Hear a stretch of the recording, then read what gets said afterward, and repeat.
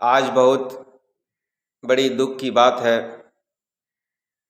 हमारे गुरुओं के गुरु महागुरु प्रोफेसर अंजनी कुमार श्रीवास्तव सर अपने शरीर को त्याग कर ब्रह्म मुहूर्त में ब्रह्मलीन हो गए और आज के पावन अवसर पर कृष्ण जन्माष्टमी के अवसर पर वो वैकुंठ धाम को प्राप्त किए।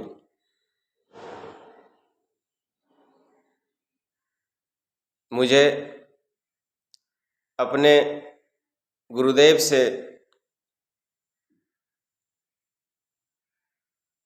अपार आशीर्वाद प्राप्त हुआ। आध्यात्मिक, वैज्ञानिक, साधना, तपस्या, सामाजिक, व्यवहारिक, साथ ही साथ त्याग की भावना, ऐसे महागुरु विश्व स्तर पर किसी किसी देश में विरले ही प्राप्त होते हैं। ज्ञान का भंडार, एक शरीर से दो शरीर बना लेते थे, दोनों हाथ से एक बार लिखते थे। आज वो ब्रह्मलीन हो गए।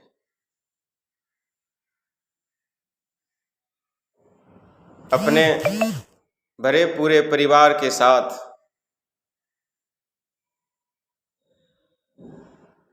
अपने छात्रों के ही अस्पताल में, डॉक्टर हेमशंकर शर्मा के अस्पताल में, उनके छात्र हर एक क्षेत्र में परचम लहरा रहे। मुझे भी गुरु से बहुत आशीर्वाद प्राप्त हुआ। टीएनवी कॉलेज से पढ़ाई करने के बाद भी कोई ऐसा महीना नहीं था जो संपर्क में नहीं थे, चाहे सशरीर या फिर टेलीफोनिक कांटेक्ट या मानसिक रूप से। कोई ऐसा महीना नहीं था।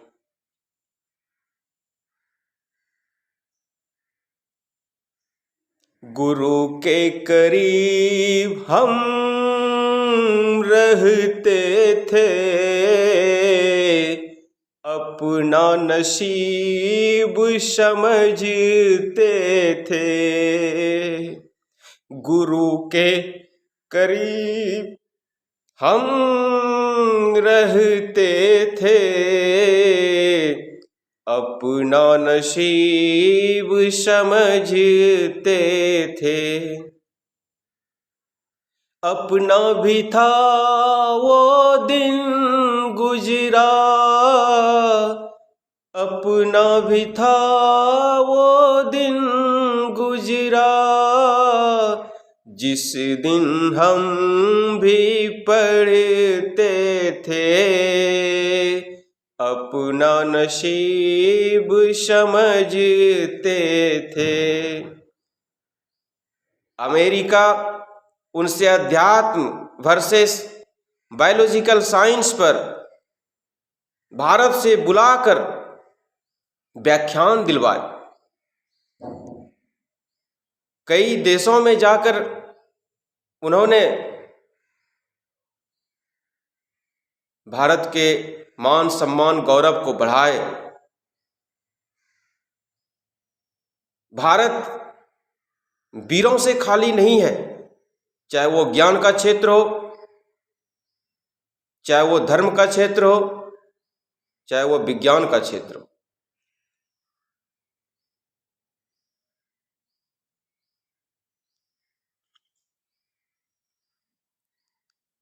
नाइनटीन 1966 में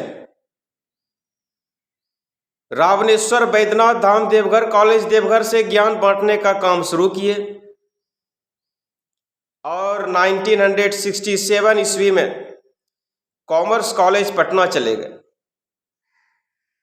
प्रोफेसर अंजनी कुमार श्रीवास्तव सर हमारे गुरुओं के गुरु महागुरु। उसके बाद 1968 ईस्वी में कमीशन से वहां से टीएनवी कॉलेज भागलपुर आकर के जम गए। उन्होंने पिताजी के कहने पर कि क्या पढ़ा क्या किया, जो वीडियो नहीं बन सका और गुरुजी बनकर रह गया। उस जमाने में वीडियो का महत्व गांव में बहुत अच्छा था। तब केंद्रीय सरकार के उच्च पद पर चयनित हुए लेकिन नहीं गए कि हम जैसे सभी छात्रों को पढ़ा करके बना करके ज्ञान दे करके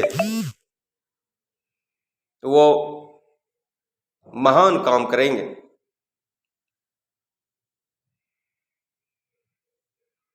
शिक्षक बनकर ही समाज सेवा की बात अपने परिवारजनों के बीच कहकर पढ़ाते रहे। वो बोले सबसे बड़ा सुख है पढ़ाने में, वो बोले सबसे बड़ा सुख है पढ़ाने में। दोनों हाथों से एक साथ दो चीज लिखते और एक शरीर से दो शरीर बनाकर एक ही समय दो जगह दो कार्य करना तथा अपनी आत्मा निकालकर पुनः वापस करना और उम्र का ट्रांसफर करके किसी विशेष जरूरतमंद को प्राण दिलाना साक्षात ईश्वरीय देवी कृपा अंश समझिए। सांस रोककर घंटों तक का अभ्यास, उनके द्वारा पढ़ाए छात्र, डॉक्टर तो हजारों, वैज्ञानिक, पैथोलॉजिस्ट, पोस्टल विभाग के चीफ, ब्रह्मचारी डॉक्टर सह शिक्षक तथा बाद में सन्यासी बन गए। बैंक मैनेजर, कृषि वैज्ञानिक, ज्ञानी संत सन्यासी, दो वाइस चांसलर सहित देश विदेश के विभिन्न स्थानों में सेवा दे रहे हैं। प्रोफेसर अंजनी कुमार श्रीवास्तव सर खुद से ही आईएएस बनने वाले छात्रों को पढ़ाते थे। उनका कहना था कि यदि कंपीट नहीं करोगे तो पैसा वापस। वो किसी को दिल दुखा करके वैसा काम नहीं करते थे, किसी का दिल दुखाना। कैंसर, हेमरेज, पथरी जैसी घातक बीमारियों को मात दे दिए। उनका कहना है कि अंदर बाहर एक रहो, झूठ, बेईमानी, ठगी इत्यादि से कोसों दूर रहो, बाहर का भोजन मत करो,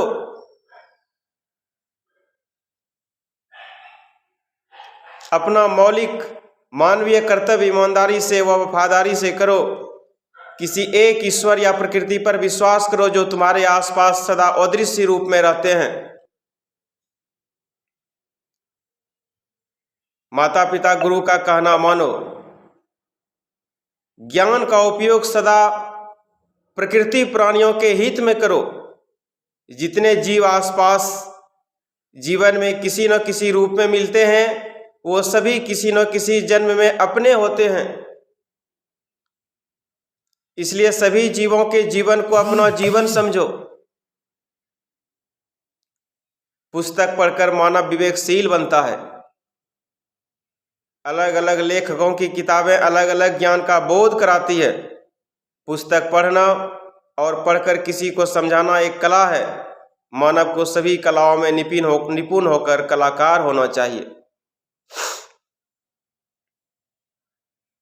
मैं अपने गुरुदेव से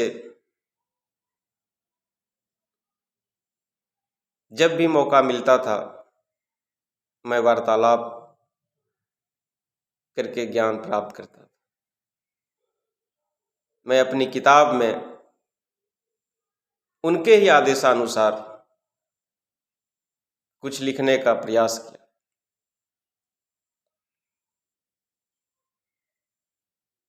आज ऐसा पहाड़ गिर गया है, लगता है जब गुरु का साया उठ जाता है तो शिष्य अधीर हो जाता है। मैं अपने गुरुदेव को सादर चरण स्पर्श।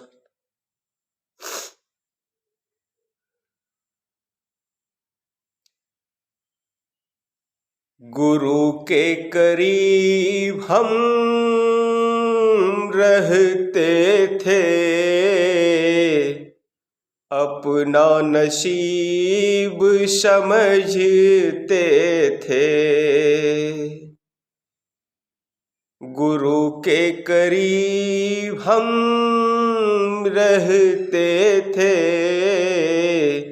अपना नसीब समझते थे। अपना भी था वो दिन गुजरा, जिस दिन हम भी पढ़ते थे, अपना नसीब समझते थे। मानव अपने गुरु के बात पे रहकर ही कुछ कर सकता है। गुरु के बिना ये अधूरा है।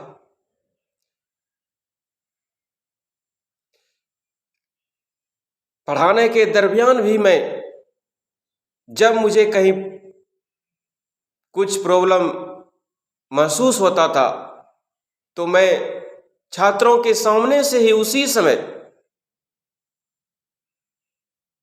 गुरुदेव से बात करता और वो कहते थे, हाँ तुम ठीक कर रहे हो।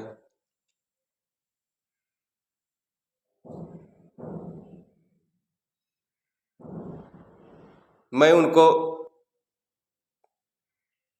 ऐसा तो लगता है कि अब वो मेरे पास ही रहेंगे।